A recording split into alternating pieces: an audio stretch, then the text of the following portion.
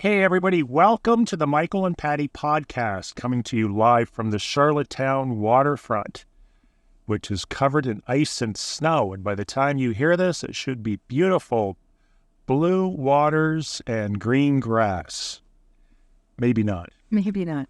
So today's quickie topic is about an email I received this morning, and I thought to myself, it might be a good idea to do a quick podcast on this topic. And essentially what this email was somebody in Ontario indicating that he's moving to Prince Edward Island and would like some help and assistance with that. So that's what we're going to cover today. We're going to cover right from the email to moving into your nice, new, beautiful Prince Edward Island, Atlantic Canada home. Whether it's on the water or not, I'm sure you'll absolutely love it and save a ton of money over what you can find in other provinces like Nova Scotia. So there's been a massive migration from Ontario since 2016 of retirees moving to Atlantic Canada and PEI. And they usually start off with an email or a phone call.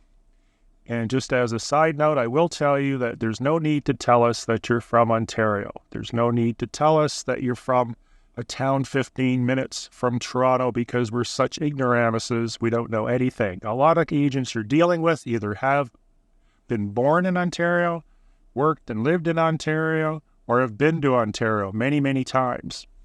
The migration is mainly between Burlington, Oshawa, Whitby, Scarborough, Markham, Richmond Hill, and over to Ottawa. That has been probably over 90% of our buyers since 2016. So it's nothing new. We understand if you're from Cornwall, Ontario, or Stratford, or Cambridge, or Windsor, we do understand how to read a map. That's a bit smarty-assy, but it gets a bit tiring after a while when people won't even tell you where they're from because we're too stupid to know. Well, no, I think what I Plus, we have call displays since I was a teenager. Call display here on PEI. I find that I'm from Ontario and you're originally from Ontario as well. I find people, when they do call us from Ontario, just not that we're picking on Ontario people. We are actually picking on. No. It's not the center of the universe. They always use Toronto as a reference point. So whether they're an hour, 2 hours away from Toronto, I usually quickly just say whereabouts in Ontario are located. I'm originally from there, which then allows them to feel like we can connect and I'm a little bit more relatable, because there are many, Michael, that have many island realtors, I will say, who have never been to Ontario or do not understand, which takes us to another point, understanding where the buyer is coming from, what lifestyle, no matter where you're from across Canada, and we're just talking about Canadians migrating to the East Coast, but it doesn't matter where you're moving from across Canada, to make sure that we set that buyer client, and I don't know where your client is, but I'm just going to say this and let you go, Michael. What kind of lifestyle they're used to living, and to set them up for success here on PEI, especially if they're not familiar with PEI or they've only vacationed here when they were 10 years old, or that's just some of the screening process that I do and try some guidance and support that I provide to my buyers. And you do an excellent job. Great. I want to hear about your client today. So it's not necessarily about the client, it's about the process. And the process is this: you're going to probably reach out to a agent or a number of agents because you've seen listings that they've had on the realtor.ca website, which is the number one best source of up-to-date information for listings in PEI. Next, you're going to ask questions. We've covered in other podcasts why it's important for you to have a buyer's agent, because those listing agents represent the lister, the vendor or the owner. They don't represent the buyer, and they shouldn't be doing anything prejudicial or providing you with information that's negative pertaining to that listing. So you're getting sort of a tainted overview of that property if they're doing their job properly.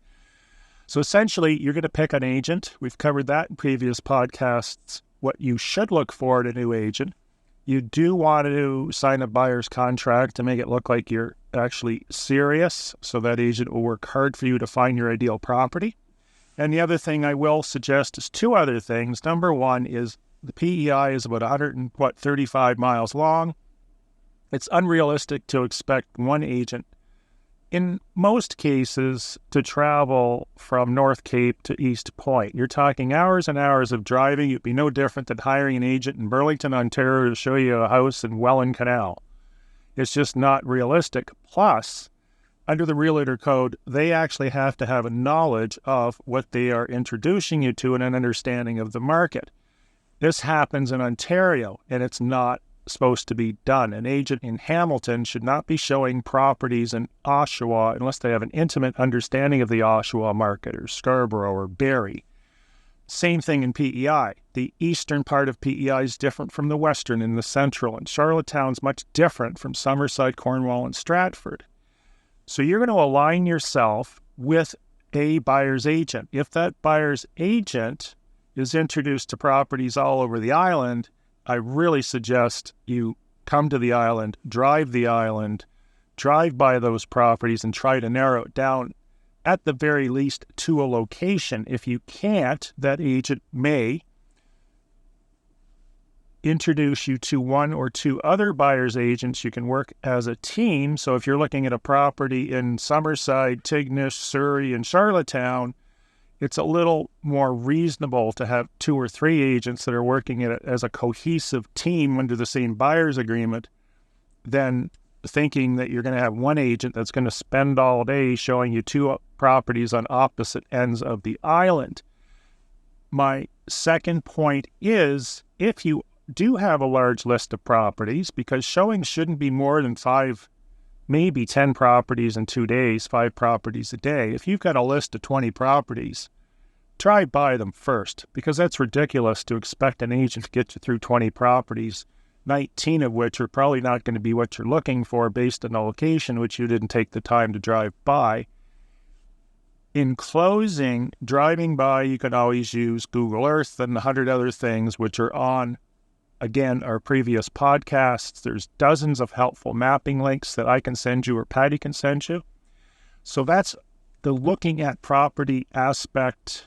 Anything else you want to add? No, I was just going to say, as you were speaking, I think the first thing I would do, they find a property on realtor.ca that they like. They already have a rapport with a real estate professional.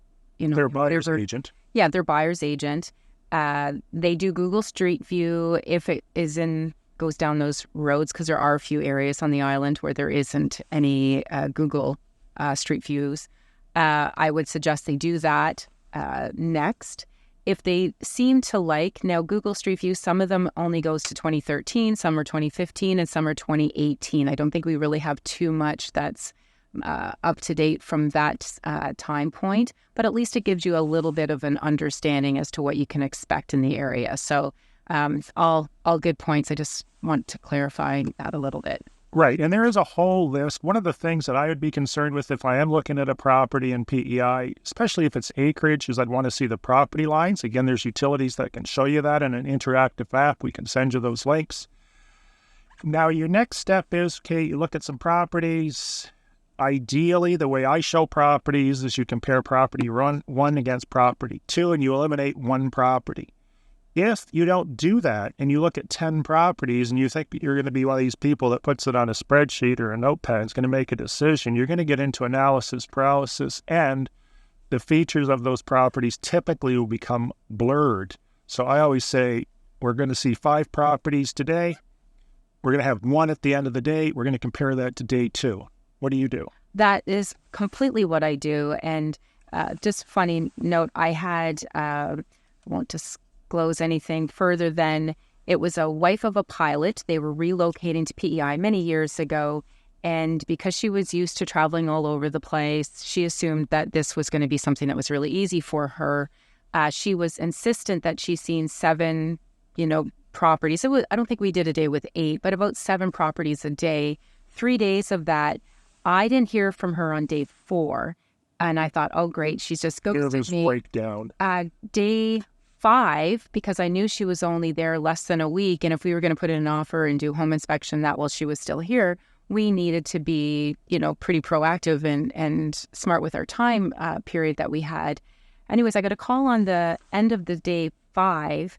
And she apologized to me and she said, I crashed yesterday. She said I was absolutely mentally, emotionally, and physically exhausted. And she said, I can't believe you do this every day. She said, I was so burnt out. You were the last person that I wanted to talk to because you were just going to remind me of the 3 days where my head, and we did the elimination of one property to, number 2, and then, number, whatever the pick from that one was compared to number 3. But she was still completely overwhelmed and exhausted from the whole process. Now, she did end up finding a property, but had a higher and a greater appreciation for what real estate professionals do and the value that we bring. I had the same thing without getting into a long story. It was a real estate agent that knew everything there was to know about real estate, and she wanted to see a bunch of properties. They ranged from, $45,000 to $350,000, and she suffered from pretty well a nervous breakdown after 4 days. Because the other thing is, compare apples to apples. I mean, obviously, a $350,000 home is going to be nicer than a $45,000 home. There's no comparison. There's no sense even comparing them. So figure out what your budget is. On value, also make sure you're paying market value, because we're still seeing this, and Patty and I were just joking about this driving into Charlottetown downtown. Oh, all of a sudden, every $300,000 property is now $1 million. $1 million there, $1 million there. I'm thinking, there's a lot of people paying way too much for these properties. Yeah, if they buy enough of them and crank the prices up as much as they have, now you're going to see million become normal. But if you compare it against statistical data, you may want to do your research. So, like that property you pointed out to me last week, the one that's on for $500 that they paid $253 for 4 months ago. yes. Did they install marble floors, brass railings, an indoor pool, and a tennis court? Okay, so I think we've made it very clear. So you start Don't do that again. Realtor.ca, do your Google Street View, make sure you have a buyer's agent. We're looking at properties. That's where we're at in the process right now. We're making sure we're eliminating. So we only have one each day. You may only have 5 properties that you're interested in. You may have, 3 days worth or 4 days worth of properties to look at. So you select the property, Michael. What do you do next? Well, after you've selected the property, as per our previous podcast, you do your due diligence. There's a whole list of things that you should look for and research that you and or your agent should do. So you understand the paradigm behind the property and what's happening there. And then you make an offer based on their circumstances, your circumstances. And as per our last 2 or 3 podcasts ago, we talked about hiring an agent that's actually certified or educated in negotiating. That's where that agent, according to this podcast and Patty's research, is going to save you typically about 4% over and above what you're typically seeing properties transact at in PEI, because you've hired an agent that could actually negotiate. So listen to your agent. I'll leave this with one final thought. Patty can do the closing. Don't think that you're super negotiator just because this is like the 3rd or 4th or 8th house you've bought in your life. If you're dealing with an experienced agent, they've probably dealt with thousands of transactions. So to think that you're going to out-negotiate your negotiating agent is probably kind of silly. So listen to them, listen to their advice, because it's also, the negotiation is also proprietary, or it's based on the locale. So the negotiated deal here is going to be different than negotiating a deal in Malibu or Toronto or Barrie or Vancouver. Patty? Yeah, no, I agree. And that's where, again, just with regards to hiring a professional and having your buyer's agent negotiate on your behalf, I had a client, again, many years ago, who this couple wanted to buy. I was the listing agent. Of course, they contacted me. They wanted to put in an offer. I did not know this, Michael, until, their offer got rejected. And when it got rejected, the husband showed up at my office and he was pretty much in tears because his wife was really, really mad at him for not getting the contract. And I guess what happened was his sister was an ex-real estate professional in another province. Of course. And said that I will get you this property at a good deal, and was telling them what numbers to put down. Now, I was in limited dual, so I cannot advise with regards to price. So wherever they tell me, that's the way I got to write the contract. I will tell you the ending of the story is they did end up with the property, but they pretty much paid full list price because they insulted my client, the seller client, so bad that now the seller, there was a little bit of buffer negotiating room on this, but because of such a insulting, and again, people on PEI, they have great pride and emotion on their homes here. They're not just little capsules that they live in and then they up and they move. I find a lot of islanders for sure, they can take it very offensively if you come in with such a lowball offer and insult them. So they paid pretty much full price and they didn't have to. But because they listened to this outside professional, well, no longer, wasn't in the business any longer. It's if you have a trained negotiator, they feel things out, they do their due diligence, they, research as much information as they can about the seller. How can we make the seller happy so that my client, what's most important to them? Is it time? Is it price? Because there's many factors. Yeah, we covered that in the previous podcast, so they might want to look that up. Yeah. One question for you. Do you think that was a result of the fact that the purchaser went out of their way to say, I'm from Ontario?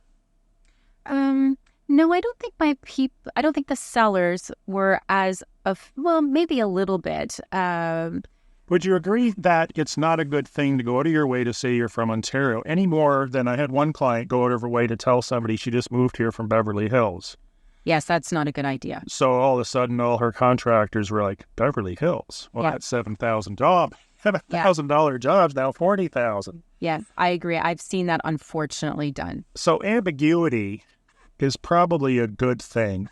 I know everyone's very proud that you are from Ontario and I'm from Ontario, but we don't have to wear a hat or a T-shirt because it doesn't help you. Yeah, no, absolutely. So you've got the contract, you work through your conditions, typical conditions, financing, home inspection, insurance. Once all they are removed, listen to your real estate professional as to, home inspectors and lawyers and that to use. Closing day here, you should physically be at the property so that you can do your final walkthrough. If you're not a virtual, I've done many of those virtual walkthrough with the property, your real estate professional. And yeah, we'll cover more in the future. Yeah, you said we're going to take it right to closing. So I think we've done that. We're closed. They've picked up the keys from the lawyer's office and they're moving in. Welcome to PEI. Awesome. Goodbye. Have a great day.